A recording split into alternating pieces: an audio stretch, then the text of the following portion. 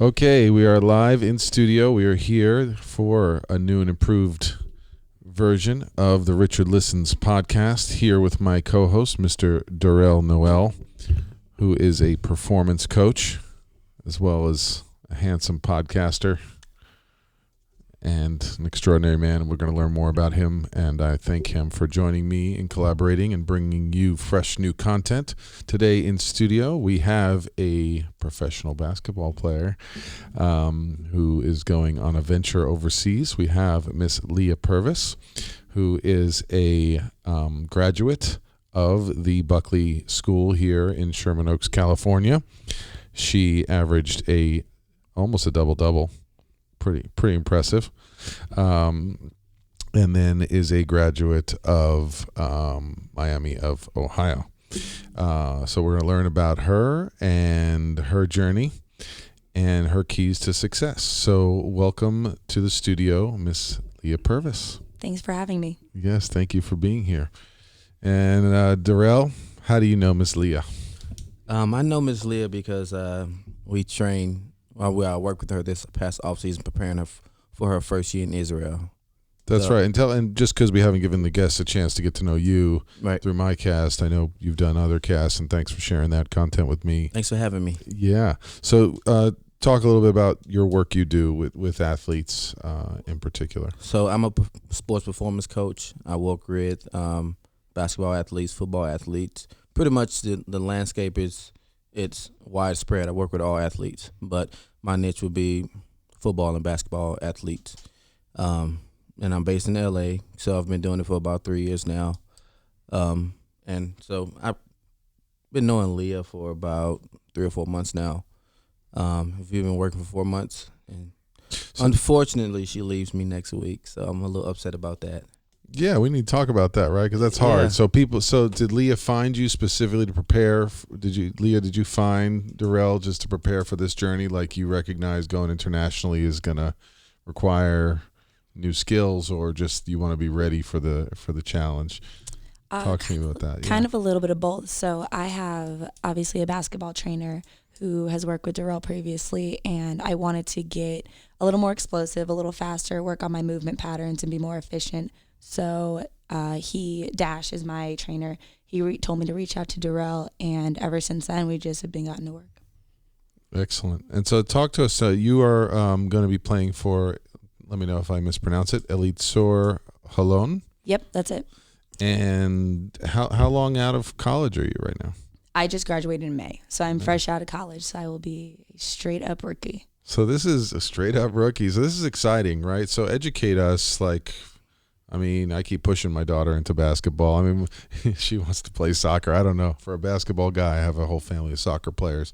But what was that process like? Did you know you wanted to get an agent out of college? I mean, clearly I saw, your accolades and your statistics, but did you have the love for it to know that there's a next level and internationally there were opportunities? I did. I've always, since I was playing club in high school, I always said I wanted to play professionally.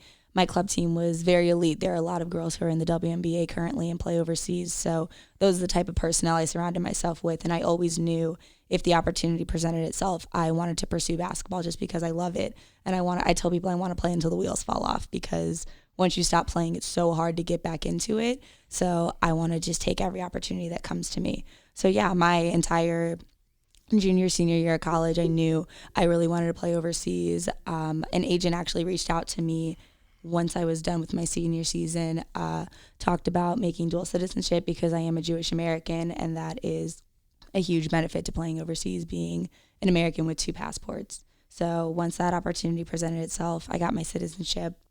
It was pretty much clear from there. Have you played in Israel before, even recreationally? I have. So 2 years ago, I played in the 2017 Maccabiah Games in Israel, which is kind of the equivalent of the Jewish Olympics. So yes, over 50 countries. You're looking at a co-chair for under 16 basketball.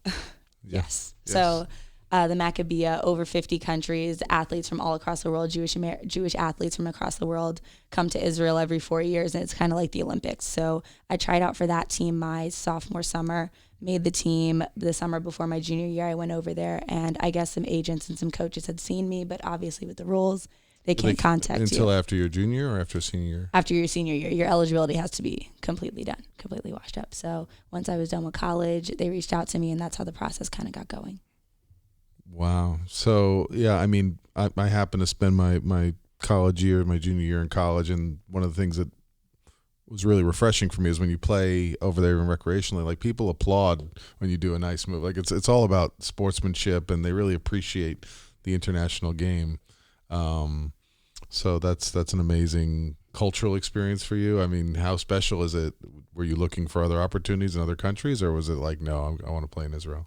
I kind of knew that I wanted to go to Israel just having been there a few years ago. I wanted to go back. I had kept in touch with some of the girls who play in the Israeli professional league that I'll be in. So I just knew the culture and the people over there were so spectacular. And then obviously being a Jewish American, having the opportunity to go to Israel is, I mean, other than birthright, a once in a lifetime opportunity. So being able to immerse myself in my culture and just explore my religion a little bit more, I think is hard to beat. Yeah. And, let's see. So how large is the women's league over there? Is it comparable to the WNBA, or how many franchises? I mean, it's a smaller country. It's comparable. I know there's a Division I and a Division II league. I'll be in the Division I league, and there I believe 12 teams in that league. So it's comparable to the WNBA, but obviously the WNBA is the most elite league in the world. So I would love to be in that one day. That's true. I got to be over in Phoenix a month ago and got to sit courtside with the Mercury, and there's some hard screens being set. It's tough. Yeah. You know, Brittany Griner's out there like 7 feet tall. And exactly. People don't understand the WNBA until you see it actually live. And being courtside, you get to hear a lot of the talk, you know, and it's competitive out there, you know. Absolutely. So basketball-wise and, you know, people with evolved basketball IQ. Yeah. So Leah, you mentioned to me that you play what do they call it, runs? Yeah. So when you run, do you run with women and men as well, or is it just women basketball players? The open runs that I do usually. The open runs. That'll just be with other women's players, whether it's women who play in the Basketball Beauties League in LA, if it's other hoopers who are about to go overseas. During the summer when some of the college players are still home. And these are people that I grew up playing basketball with. So we always just kept in touch. We'll do open runs. If people need more bodies at their pickup, they'll text their friends, and that's kind of how it works. But the competition is pretty solid. Yeah, so that leads me to my next question. So what would be the biggest difference between playing with women basketball players and male basketball players, in your opinion? Just in general? In general, yeah. I think the physicality is different, even though you'll see there are a lot of very physical women's basketball players. I think playing against men, it's a lot more kind of one-on-one, trying to break you down, a lot more finesse, whereas the women's game tends to be more of a team game, and you're kind of working toward the team goal. I think that's the biggest thing. A lot of guys are like one-on-one, trying to break you down, and I feel like the women's game, you're really working more together as a collective unit. Yeah, because Richard mentioned Brittany Griner. She's what would you call? She's a stud. A center. Yeah, she's a stud. She's big. She's bulky. Yeah. She reminds me of like a Dwight Howard for the NBA. Definitely. Yeah. So, I mean, that's one reason why I asked. I mean, I don't follow basketball that well, so I figured you would tell me the biggest difference. Yeah. Well, I'm curious about, first of all, I mean, what percentage of female basketball players are Jewish? I mean, that seems like I don't know. There's not that many. Not that many. We had 12 to go to Israel, so there's at least 12. To play in the Maccabea games. Yeah, there were 12 people on the team for the Maccabea. But they don't all go play professionally. No, they don't. There are 2 girls who I played on the team with that year in 2017 are currently playing in Israel. And I know one more has a year of eligibility, and she's looking to play as well. So there should be like 3 or 4 women in the league who played in the Maccabea. But also the dual citizenship. I mean, you can have 3 Americans on one team, and you can have 2 Americans on the court at one time. So if you can get an American basketball player who has 2 passports, it's very lucrative for your team. So you have an asset to offer to any team that wants to pick you up. Definitely. Interesting. So that's great. So you're going to get to travel, see the country. Now, I'm picturing when you were describing that, because I traveled around Israel on a bus. Will they fly you like from the north of the country to the south? I mean, there's some perks, or is it going to be? There are. I mean, when we travel, it'll be similar to college where we have chartered buses. I don't think we need to fly anywhere just because a lot of the teams are centered around Tel Aviv and Jerusalem. So there's Ashdod, there's Herzliya, there's Petah Tikva, there's Holon. So those are just a couple of the teams. And that's not a far distance, like especially compared to college basketball where I play in the MAC conference, the Mid-American Conference, and we would travel from the southwest tip of Ohio where I was at to Buffalo, New York one weekend. And then I know it's a 9-hour bus trip. And then we would go to Central Michigan or NIU another weekend, which is West just Virginia or no? Not that no, far. we didn't have West Virginia. We had a lot of Ohio schools, a lot of Michigan, a couple Indiana, and then Buffalo, New York, which is all the way out there. But a 3-hour bus ride to conference in college was like, oh, like that's not too bad. It's the 7 to 9 hour games that you Wow. really Now have I to. know why Buffalo's good at home, huh? 9 hours on the bus. You Wow. can't walk when you get off the bus. And we had to take it in 2 days. So we would do like, my team typically would do 4 hours, stop in Cleveland for the night, practice in Cleveland in the morning, and then do the last couple hours up there. Well, that's probably smart because emotionally and mentally being cramped and On the charter bus. Yeah, I mean that affects your mental, your ability to focus and be ready. It does. Miami University treated us really well, though. We got sleeper buses where everybody pretty much got their own like bed, mattress area that you got to sleep with. And then obviously for the shorter trips, there's Wi-Fi on the bus. I mean, I'm not too tall, so I was able to occupy 2 seats pretty easily. Everybody got their own area. Nice. And let's see. So what drives you or pushes you to be the best you can be and to perform at an elite level? Personally speaking, I think just the journey that I've taken to get to where I am hasn't always been easy. So I think it's easy to be motivated and work hard when you can see kind of how far you've come.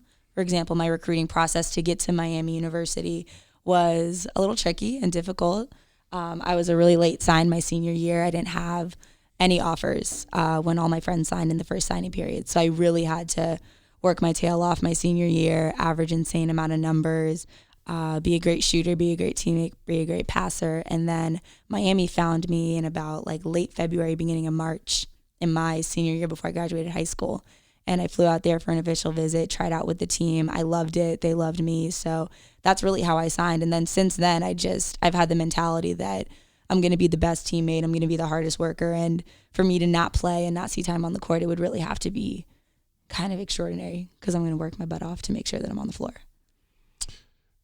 Yeah, I mean, a little bit of a follow-up question to that would be, so, right, if you're always playing club basketball and you're at an elite school and you see your friends, you're not looking at the kids who aren't going to college to play basketball. Mm-hmm. You know, you're comparing yourself to that peer group. Yeah. How did you interpret that and use that as fuel? Because that's not an easy position to be in there.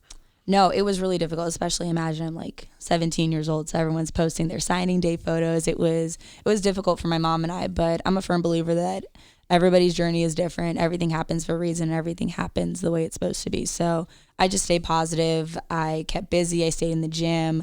I made sure that everything was in order. My grades were never an issue. I mean, Buckley is a fantastic educational institution, so I was well prepared for college. I had my SAT scores. So I just knew my time would come, and I had to be ready when my name was called. Amazing.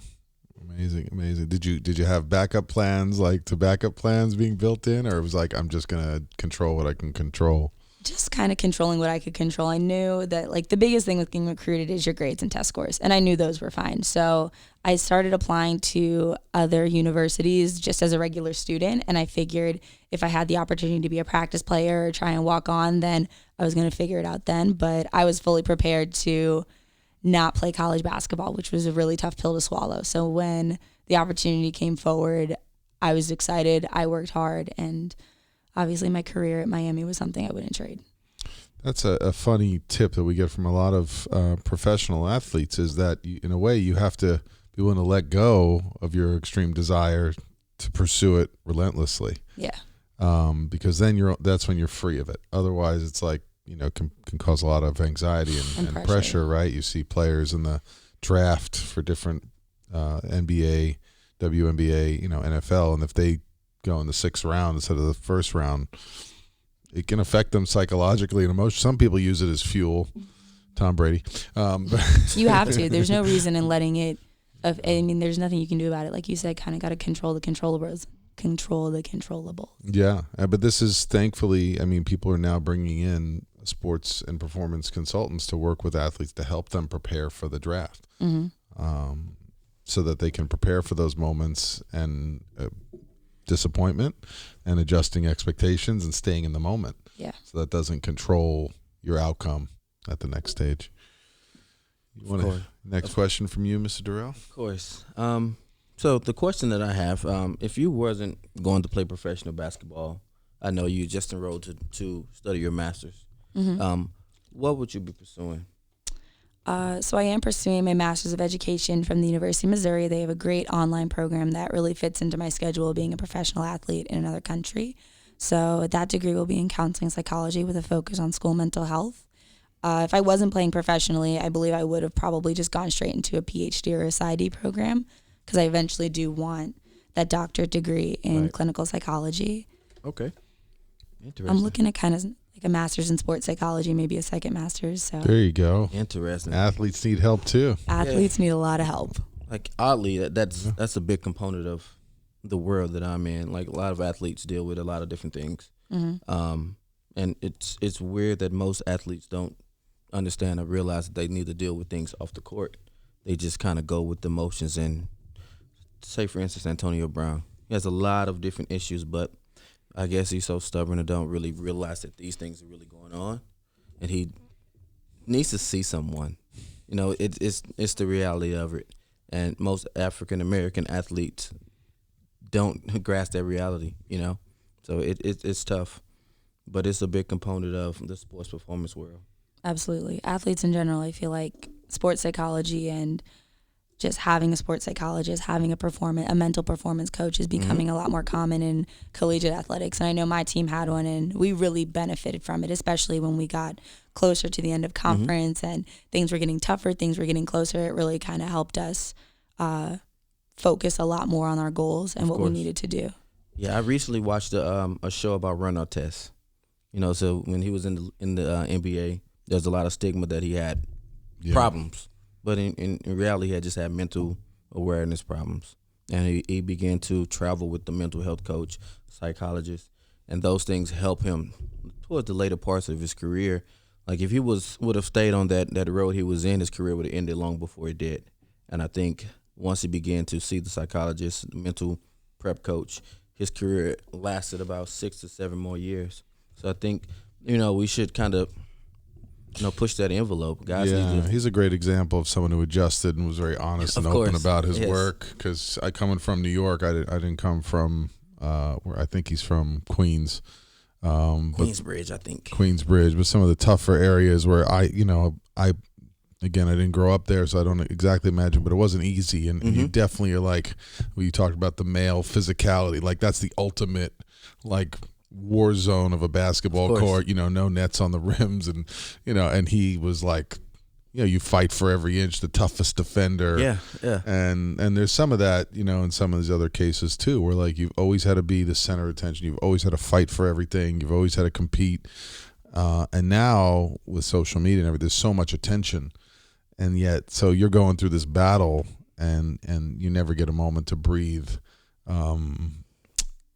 And it's not always the attention you want to be witness for how hard you're struggling and battling, and yet people are drawing attention to every negative thing you do. And I hope that Antonio Brown can turn it around and do some work, because obviously it's manifested. We'll see. He's painfully right now. A thrill seeker for attention, so we definitely will see.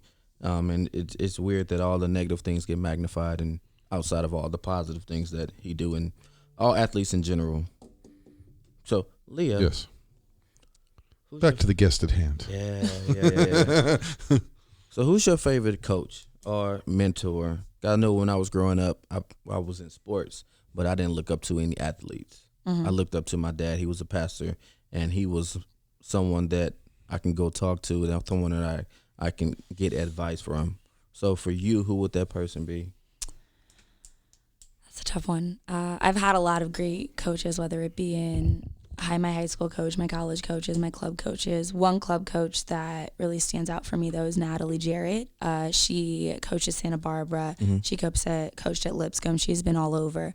But she was somebody who, from the beginning, really encouraged me as a young player on the club circuit who was playing up, and that's like when you're 13 playing 15U. So I was one of those kids. I was one of the young kids learning from the older players in front of me, and she really would encourage me. She would really give me kind of the key points that college coaches look for, which is eventually what she became. So she would just tell me, box out every time, be the toughest person, like don't back down from anybody, just things like that. So she was a mentor. And then she was always somebody that followed me, and I followed back throughout my college career and high school career as I was done, and she had moved into the college coaching circuit. So she was always somebody I could text. She would give me cute little texts after games like, I saw that shot, you boxed out. So just little things that just always showed that she was there. But other coaches I've had, like Michaela Mabry, she was my assistant coach at Miami my junior year, and she's currently an assistant coach at Notre Dame right now, which is incredible as her alma mater. But she was a coach for me that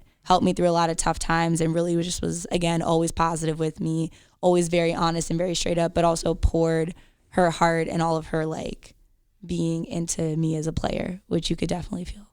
I just saw you light up. I mean, it's amazing when, right, like when a coach notices the little things and then gives you the feedback after a game, right? And you're in your head like, oh man, I could have scored more. I could have done, like, we're always, self-critical, nitpicky, and then somebody's like, hey, you stuck with the coaching plan from what I told you a month ago, 3 months ago, whatever. Like, you're doing the little things. And I'm blessed to have had so many positive coaching influences. Even my junior and senior year, one of my assistant coaches, Keisha Blanton, who's also at Oakland University in Michigan now, she's another one who I still keep in touch with her. I still keep in touch with Michaela. I still keep in touch with Natalie.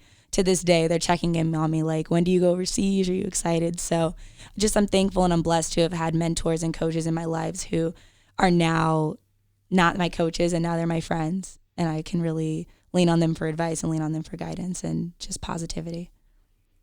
Yeah. I mean, and I mean, how important is that? I mean, you're stepping out. I mean, even though it's a country that has a lot of meaning to you, I mean, it's a new place.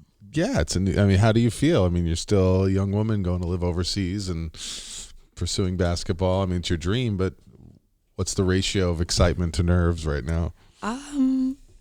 It's probably 1-to-1. I am really nervous and really excited just to get over there because it's something I haven't experienced before. And I kind of relate it to going from the high school level to the college level, but now it's the college level to the pro level. So just some differences, but the ball is still around. I still have to shoot baskets. It's not going to be that much different. It'll be new teammates and it'll be new coaches, but I feel like I'm somebody who is a people person. So I kind of figure it out wherever I go.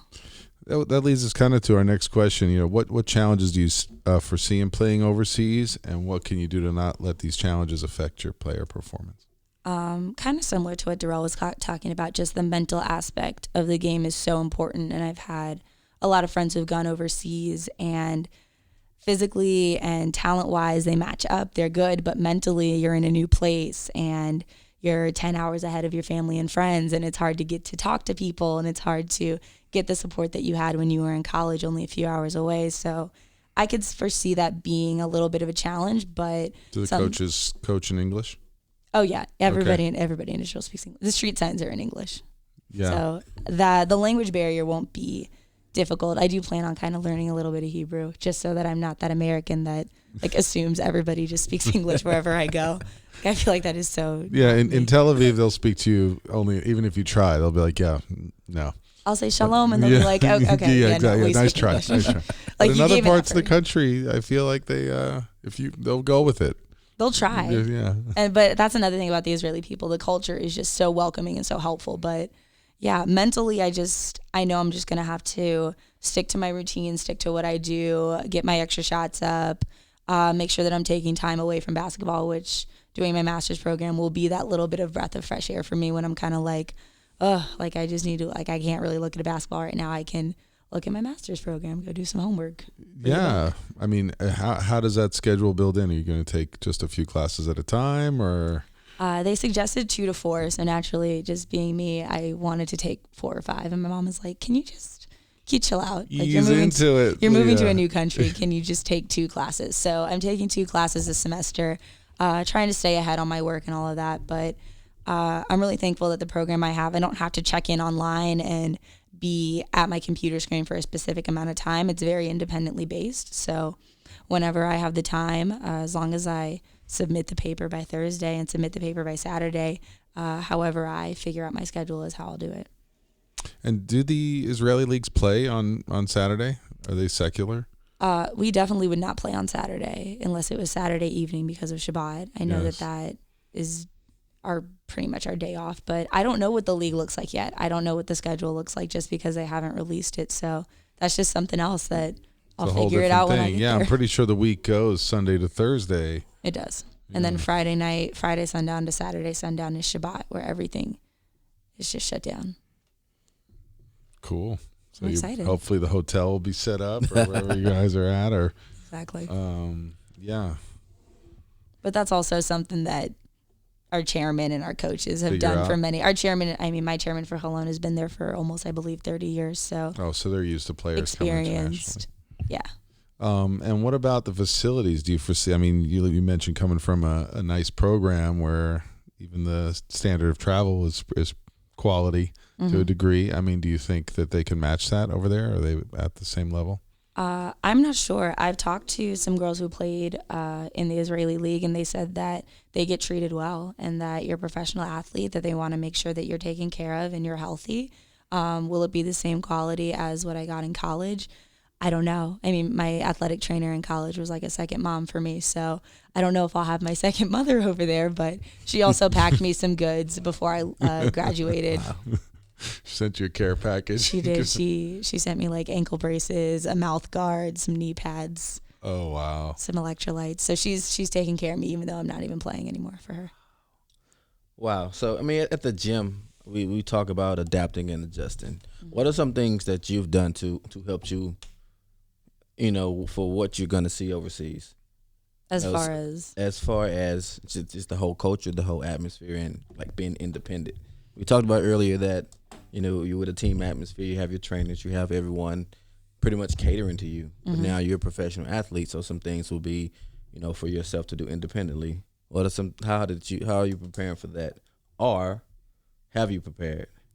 I am preparing. I'm trying to prepare as much as I can just by asking my old friends who have played overseas, even though it wasn't in Israel. I asked them for their little bits of advice, and I asked the girls who I knew from the Maccabiah team who play in the Israeli league for a little bit of advice, and they just suggested communicating with my coach and really using my agent and my Israeli teammates as resources because they obviously have lived there their entire life, so they know Israel, that's their home. Right. So really leaning on them as a resource. But some advice I have gotten was to branch out and just like explore the country, be open to the culture, try and learn Hebrew, just do things like that. Yeah, and I've known you for a while, so that I think that may be a little bit challenging for you. You like to keep to yourself. You're a little bit quiet. Sometimes. Sometimes. So I think you'll be good at it, but you have to open yourself up to different aspects of life. So we know you play basketball. So let's get into your basketball routine. What have you been doing to prepare yourself for the next step? So this summer has just been really big for me. Obviously, working with you, we've done a lot of explosive, efficient movements. Yeah, you've seen it. My before to after videos are not so pretty. Yeah, we've come a long way, and I'm definitely impressed with where we are now, based on where we started. And I wish I had a little bit more time, but there are some things that you could take away with you to help you with your game, right? For sure. Right. So what are your recovery techniques, your training schedule? What does all that look like? Yeah, for does you? the training schedule intensify when you're preparing for a move like this, or do you need to allow time for like getting ready for life and that kind of shift? I mean, how do you handle this? Well, this is my job, so I've been taking my training really seriously. And like I've said this whole time, just leaning on people who I know have played professionally and getting their advice and their opinions. But for the most part, my summer has been 4 to 5 days a week with Darelle in the weight room. So doing a lot of explosive weightlifting, using the Vertimax, just trying to get quicker, be more efficient with my movements. basketball with my trainer Dash about 2-3 days a week. And he's really just adding the finesse aspects to my game because he's like the guru of ball handling and finishing and finesse. And he is actually done player development with the LA Sparks, the WNBA team. So he's really in tune. Yeah, shout out Dash. But he's really in tune with the women's game and the highest level of the women's game. So he's just bringing me things that he brings to the Sparks as well. But training with him a couple of days a week. I do pick up a few days a week with my friends who I mentioned before. That's the open runs. And then just making sure I've actually incorporated other recovery techniques. So for stretching, I've done the hot Bikram yoga. So I'm trying to do a little bit of that. Other recovery techniques, just getting like massages, like sports massages, seeing a chiropractor, icing down. Muscle Farm, where we work out, has the Normatec boots, which are incredible for just compression and getting the blood flow out. So I'm trying to do a little bit of everything. Just trying to. How about, you may have mentioned your hydration or nutrition. I mean, do you, at this point, is it just what you've always done, or is it, are you having specific goals to get yourself ready? No, my nutrition is not. It's going to be a lot of falafel and shawarma. I was going to say, no, we cannot do the fried falafel every single day. But Darelle has helped me a lot with my nutrition. He got me to cut out excessive bread, not bread. For example, I was waiting on that one. I was gonna say, I can eat a sandwich because that naturally has bread. But I would I'm the person who, you go to the Italian restaurant and they put bread on the table and it's mine. You enjoy it. So yeah, I over enjoyed it. So we're gonna keep that up when we get to Israel, correct? Yeah, but we're gonna just have to adjust it to pita. But we'll figure it out. No pita, right? No pita. It's but delicious. Yeah. So sugary drinks, all that, just cutting out the sugar. Well, they have it's probably one of the healthiest Mediterranean breakfasts over there. Salads and Greek yogurts. It's delicious.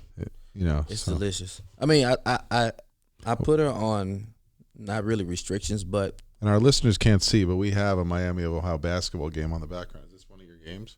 Yeah, this was actually a huge game for us. We played Central Michigan at their house, and they hadn't lost at home in I think 80 games. They went to the Sweet 16 last year. They're a really well-established program, but this was a huge game for us. We ended up winning.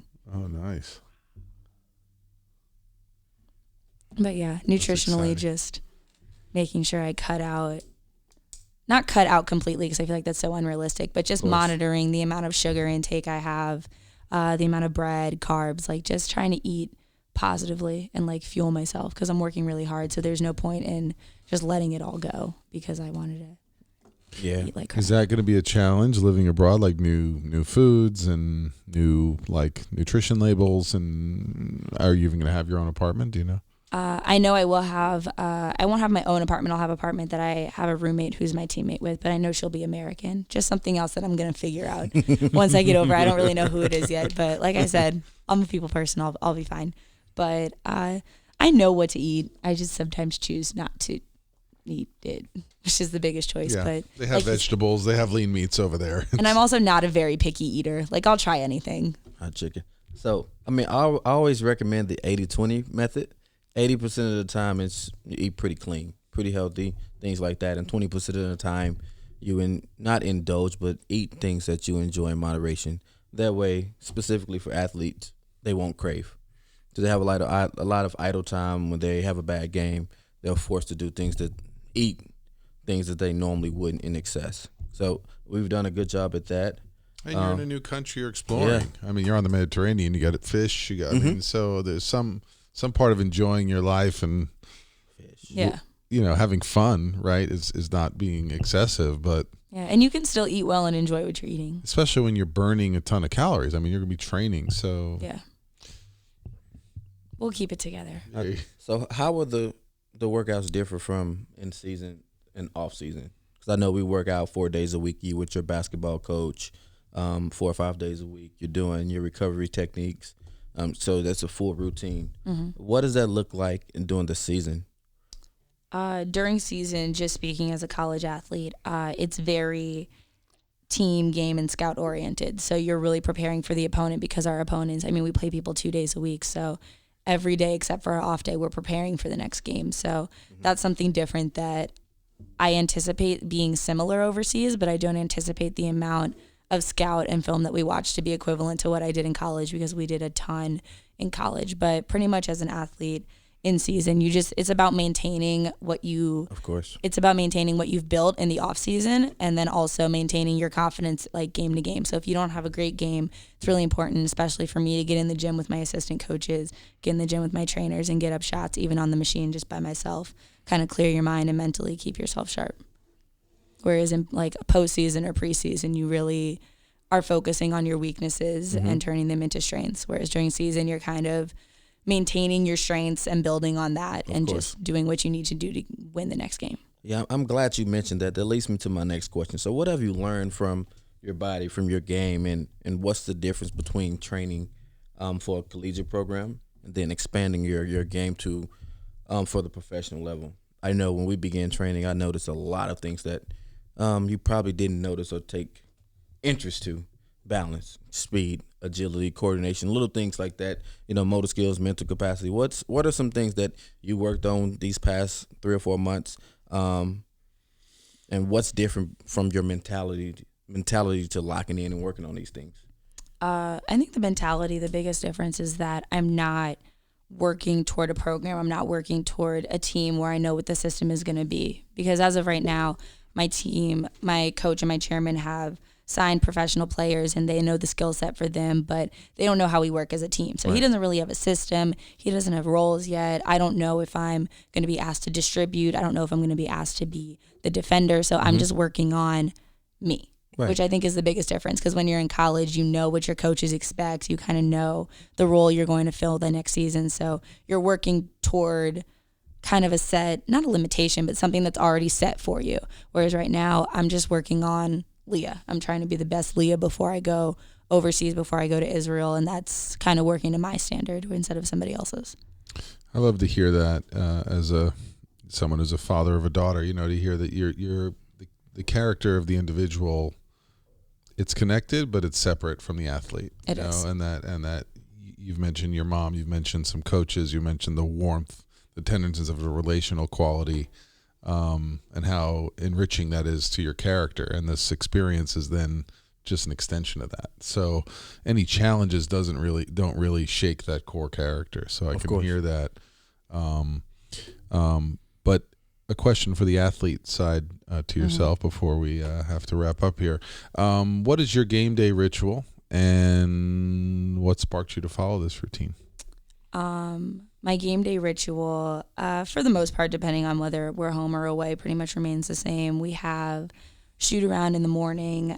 So before or after shoot around, I'll get in with my coaches. I'll get in the gym and get some extra shots up, specific to what we'll see in the game. So if they play a zone, if my coaches have noticed, the corners are always open, I'll get some extra shots in that way. And then, of course, we have shoot around. We have pregame meal. I always take a nap after a pregame meal so I can have a little bit of extra juice before we go into pregame. And then I get to the training room a little bit early just so I can get heated, get stretched. A weird thing that I do is I love Candy Crush, so I'll always try and make sure I win a level of Candy Crush before I go out to the court. So I always go out on a win. Which I don't know if that correlates to anything basketball-wise. It is if it makes you happy. It does make me happy. And then I have my game day playlist that I listen to, and then finally, I always watched the same Steph Curry YouTube video, kind of his draft report and how they called him so underrated and how he's so successful now, because I think that just is really motivating and always pumped me up. And my dad was somebody who was a huge advocate of creating a routine. It doesn't have to be something big, but it has to be something that kind of centers you, gets your nerves down, and makes you focus, and something that you can rely on. Is he also an athlete? Yeah, he played football and basketball in high school, but he just has always been somebody for me who is like, just get your routine, make sure you do the same thing, like every game. Just consistency was big. He didn't mention Candy Crush, but He didn't. modifications modifications were allowed. So Darelle, anything you want to take us out on? So one thing I would add, just to piggyback off of you following routines, so I've read a book by Tim Ferriss. So he interviewed a lot of actors, athletes, different people from walks of life, that they all have different ways to mentally prepare themselves for whatever they're doing, whether it's yoga, meditating, drinking a glass of water, in your case, watching Steph Curry, Those are things too. We always talk about preparation. So when you prepare for something, you want to get into a routine, something that's like home. Especially when you're going overseas, you want to find something that comforts you, like being back home, right? So that's the biggest thing that I'm taking away from this. It's cool that you got a cool routine. You don't listen to music or anything? I have So like she a has a game day. playlist. That's I have a crazy. game day kind of playlist. Who's your but favorite? Who tops it? Yeah, Who what's tops on it? it? Yeah. I'm all over the place. I have like Dreams and Nightmares by Meek Mill. I have some Megan Thee Stallion on there. I have The Circle of Life by Lion King because I'm a huge Disney. I'm a huge Disney fan. Oh wow. But I have headphones in, so it doesn't really You matter see because the it's new for Lion me. King? Have you seen it? I have, yeah. Good. Darelle's like, he feels left out. Wow. What's this got to do with performance? So the Lion King movie. This is the last question. What did you think about the movie? What did I think about the movie? Yes. I mean, I enjoyed it. What about you? Have you seen it? I saw the new one. Okay. I could digress a long way. My kids had just done The Lion King, Okay. and my father had just passed when I saw the movie. So it was actually beautiful because he was present at their play, and so yeah. I mean that story is like ageless and timeless, and Yeah. No, you sound like you're waiting a voice objection, but the trust your friends, go out and trust that you can be a leader and that your friends can inspire you to be better and bigger and follow your potential. I think that's I like that. That's something I think we should Follow your potential, just like Miss Leah. So if you had to give a word of advice to anyone, what would it be? Don't put a cap on what you're capable of doing. Because I think there's a lot of people that, especially for me, told me like, oh, you should just give up. Like after I didn't get my offer, oh, you're not going to be able to do this. You're not going to be able to do that. You're too small. You're not fast enough. So just don't put a cap on your potential. Just work hard. I like that. Yeah. Well, I hope you'll stay in touch with us. I have some ideas for you in terms of some healing organizations that work with psychology over in Israel Definitely. and in the Middle East. So That's so cool. yeah, so a lady who I've mentored her trainings works with first responders and people who've experienced terrorism. So there's a lot of opportunities in psychology, and it'll be there always. So I'm really excited that you get to travel the world, and so much of learning is out in the world and what we experience, even from playing with different types of players in different environments. As an athlete, I feel like our senses grow. Yeah. At the same point, it's like we want to keep these routines and performance focus. I think there's a certain amount of expansion as a human being, which enriches who we are as a teammate in a locker room, which is, why course. people are always like, why is Phil Jackson so, what's he doing in that? He just brought in worldliness Yes. and different concepts and got everyone buying into that. So now it's household in most locker rooms, right? Some sort of mindfulness, some sort of Awareness, yeah. awareness, breathing, team building, right? Team is not a sum of its parts; it's a collective. So I'm excited. I hope you'll send us pictures. Maybe we'll get some. We're going to get Skype, and as we get Vesby smart TV technology set up in here, we'll be able to stream. We'll just gotta we gotta have a show where it's 9 a.m. your time and midnight here. Was it 9 hours ahead? 10. 10. So I plan on going to Israel. So Okay. that should be cool. All right, just invite me. Invite you. You're more than welcome to come. We'll figure it We'll out. catch some games. yeah. We'll do some courtside. Maybe Leah will give us 5 minutes if she's not in her nap. My nap is important, but I can definitely make time. Wow. We'll see where the Definitely. priorities lie. All right. All right. So, are you guys you have a few weeks left before heading out? When do you head out? October 3rd. So next Thursday, we figured out. 5 days. Wow. It's sad. It's sad and exciting. It is. We'll make it though. And you'll see me back in April. Yeah, it'll be fun. It was definitely a pleasure to see you evolve, grow into the athlete and the lady that you're going to be. So that's one of the biggest things that I take away from the process. Seeing athletes develop mentally, physically, and evolve into something they couldn't foresee. So I really appreciate you coming to work with me and I can't wait to see where your game goes. So for the listeners, where can they find you via social media? Social media. Is your social media popping? Uh, Is it cracking? it's not super cracking. It's not cracking? It'll get there though. So Leah Purvis 21, LeahPurvis 21 is my Instagram. That's what I'm on the most. Creeping. I don't do Facebook. My mom will tag me in a million things on Facebook, and I'll have 100 notifications of comments, my grandma, my aunt, my You need mom. a secret ghost account. I don't do the ghost accounts. So Leah Purvis 21 Instagram. We're gonna be following you. We'll be checking in and sending you shout outs. Hopefully we don't get blocked on your social media No. for being overexcited. But thank you to all our listeners.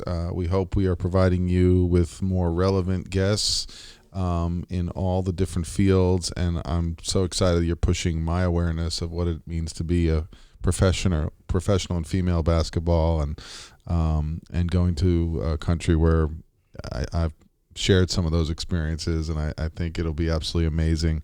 Again, this is the Richard Listens Show. Stay up with us. Instagram at Richard Listens, Twitter at Richard Listens, Facebook /Richard Listens. We will be sharing this cast soon on Vesby, but currently on Spotify and iTunes. Darelle, where can they find you? They can find me on Instagram at DMN_1 of the number one. DMN 1 of 1. There you go. Well, stay tuned. We'll be releasing new show schedule, new guests, new lineup, and a lot of newness, a lot of freshness, a lot of excitement. And we're grateful for all those of you. Keep sharing, keep connecting, and let us know more of what you need from us so we can add value to your lives. Take care, everybody. We are out.